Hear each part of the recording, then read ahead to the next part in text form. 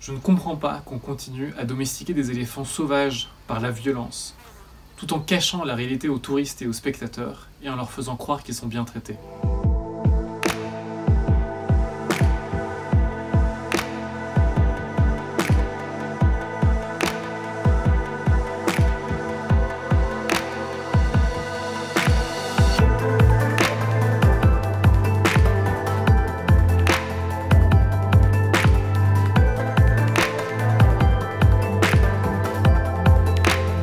Les touristes, quand ils vont voir des éléphants qui vont faire des tours ou alors se balader sur leur dos ou les voir faire des choses qui semblent incroyables ou insolites, ils ont juste l'impression d'être face à des animaux qui sont extrêmement intelligents et qui démontrent leur intelligence dans ces tours ou dans ces balades.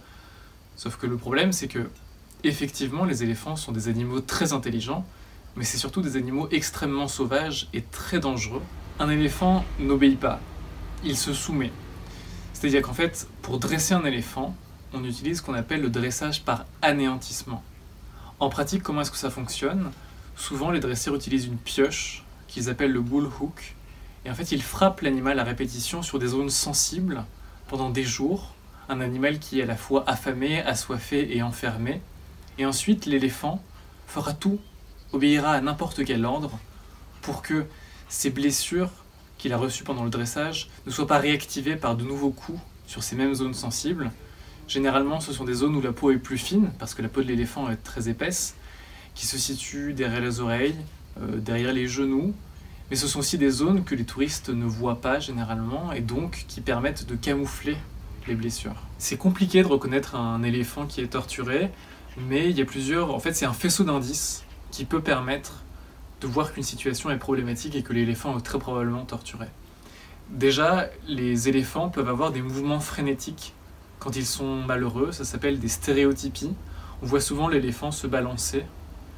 On pourrait penser qu'il danse, mais en fait il ne danse pas du tout, c'est juste qu'il est extrêmement surmené, extrêmement stressé, il est en douleur aiguë, et en fait il fait ces mouvements pour se soulager un petit peu. Ensuite on peut souvent voir des traces de chaînes aux pattes de l'éléphant, qui montre qu'il a été enchaîné, et un éléphant qui a été enchaîné est forcément un éléphant qui est maltraité. De manière générale, il faut se méfier des vidéos qui présentent comme insolites un comportement d'un animal sauvage comme un éléphant avec des humains.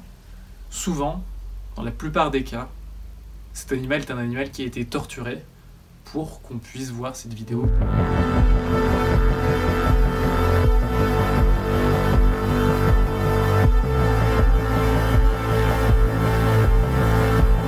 Un éléphant dressé est toujours un éléphant maltraité. Ne va plus dans les cirques avec des animaux sauvages ou dans tous les endroits qui les emploient et qui perpétuent cette industrie. Sois vigilant et vigilante. Et surtout, parle-en autour de toi, car c'est l'ignorance qui permet à ce système de perpétuer.